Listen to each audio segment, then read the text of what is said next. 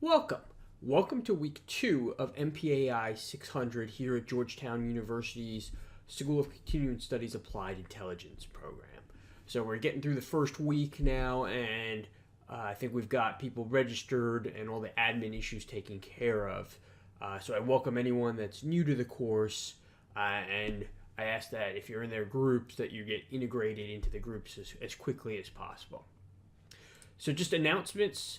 Keep up the effort. Please keep up the effort.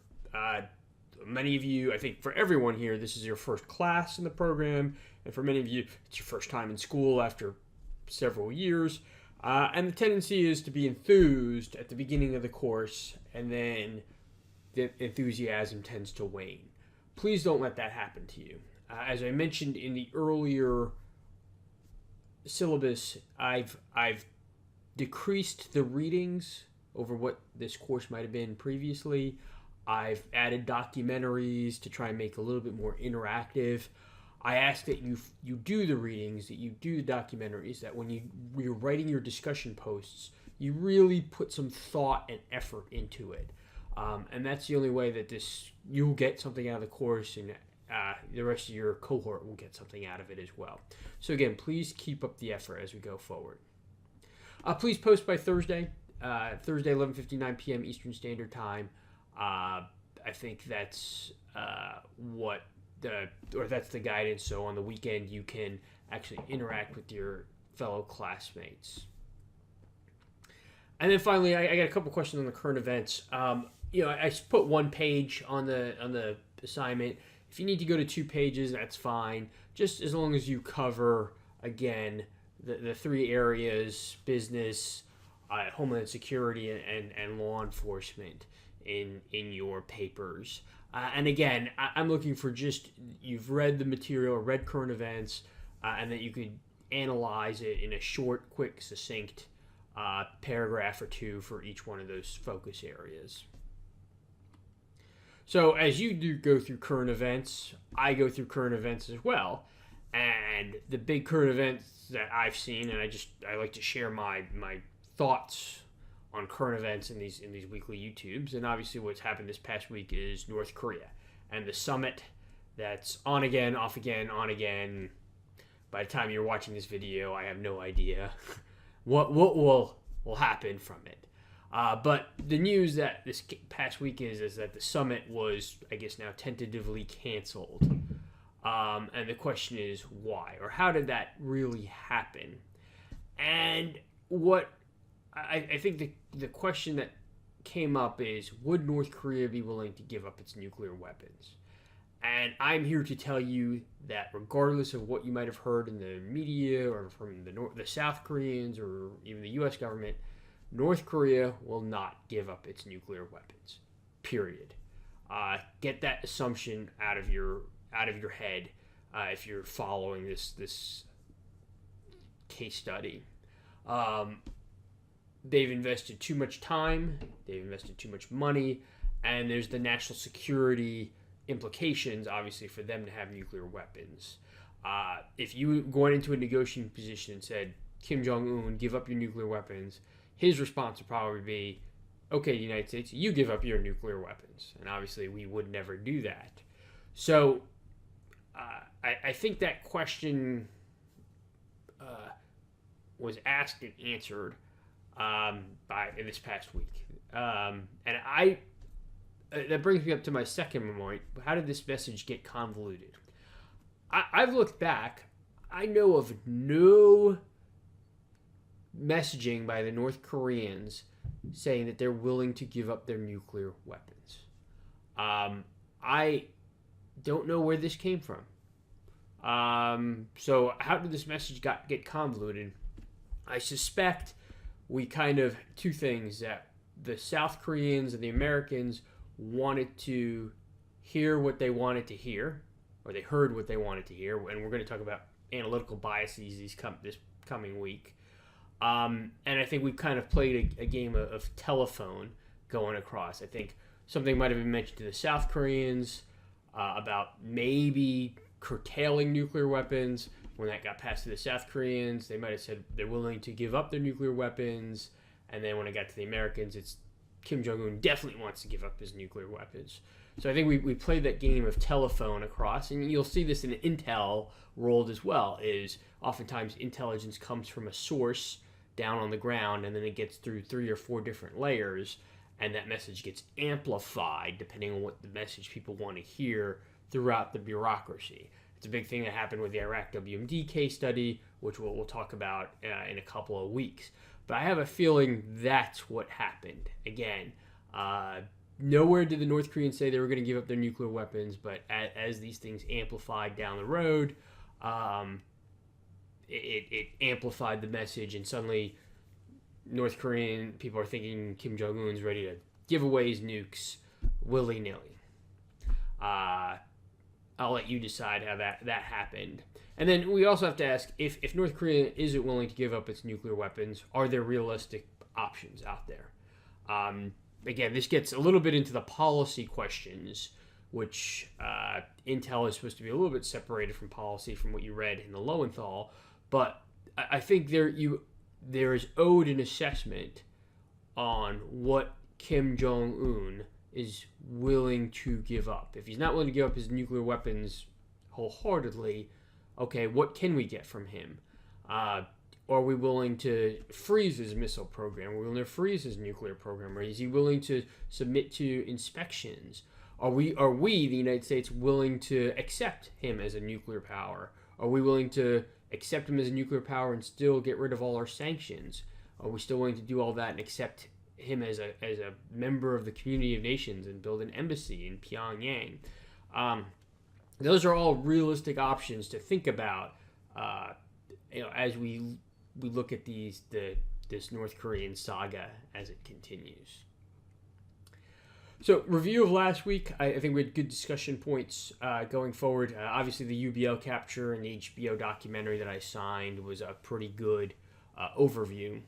And then how the ints really cross-cued each other and how that contributed to this intelligence success was the key takeaway that I wanted you to analyze. And I think a lot of people hit on this. I just want to hit on the high points. The signals intelligence. This was how they tracked down the courier through his electronic signature. Human intelligence. This was the interrogations. Oftentimes, now whether you think the interrogations were elicited through enhanced interrogation techniques or not, HUMINT, and that is a part of HUMINT, the interrogations, was a key point to capturing Osama bin Laden. And then GEOINT, again, you saw how we had imagery on the facility or on the bin Laden compound. They were able to kind of make assessments that the pacer, the guy going back and forth, and that he had 3 wives and 3 families, and we could cross-check on how many families he had. That was gleaned from overhead imagery, or GEOINT in this case.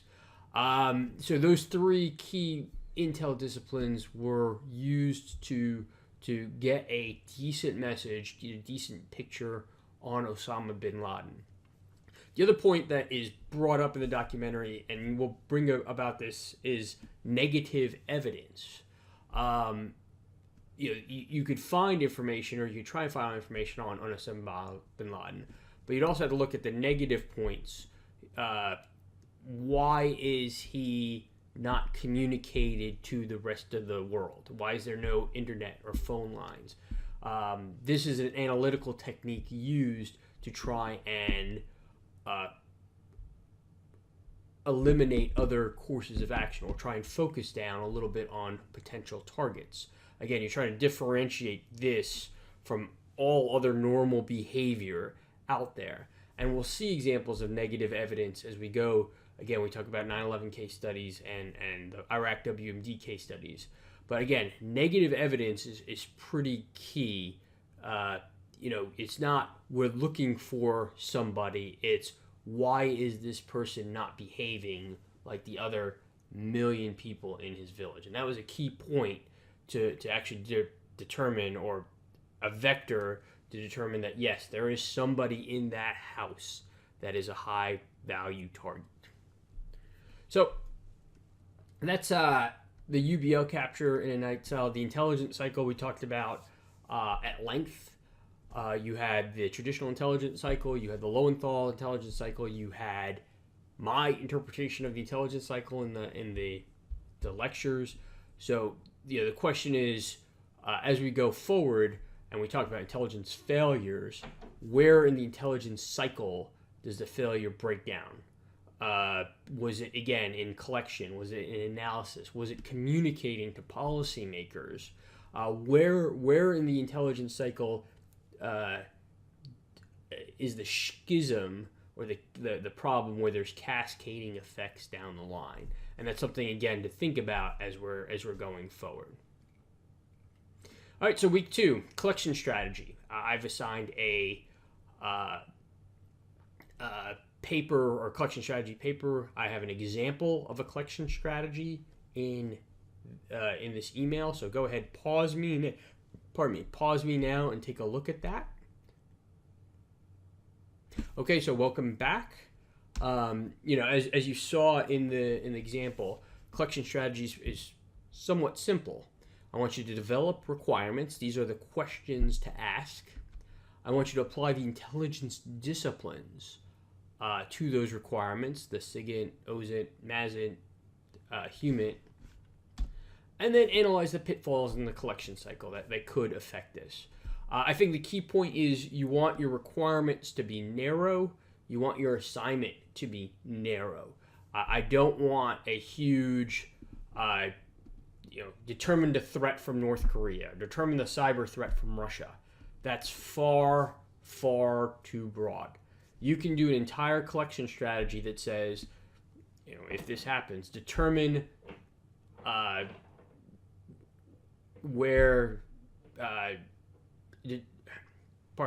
determine how to verify that North Korea is complying with whatever deal comes out. That could be an entire collection strategy. Collection strategy, determine Iran is complying with the Joint Comprehensive Plan of Action. That's the agreement we recently pulled out of that assures that Iran is not going to develop a nuclear weapon in the next 10 years. Determine the level of communications from El Salvador to MS-13 gang members in Fairfax County. You can have a whole collection strategy on that piece. So again, narrow it down, and then be creative. Again, I give a little bit of interpretation for you to be creative on this assignment. So readings, the readings are a little bit light this week, and that's by design because I want you to work on your collection strategy. You have a chapter on Lowenthal about analysis. You have the intelligence tradecraft primer, and the key points there are the analytical biases that are a big part of week 2. And then for documentary, you have the PBS Frontline, the Confessions, and that documentary is about false confessions, people giving or confessing to crimes that they didn't commit under mental duress. And the whole point of that documentary is to show confirmation bias. Confirmation bias is, we come to some conclusion, and then all pieces of evidence we use to try and fit that conclusion that we have at the onset. That documentary gives an example of confirmation bias at the law enforcement level. So that's week 2 in a nutshell. If there's questions or issues, please let me know. And I look forward to your collection strategies as well as your points on the discussion board.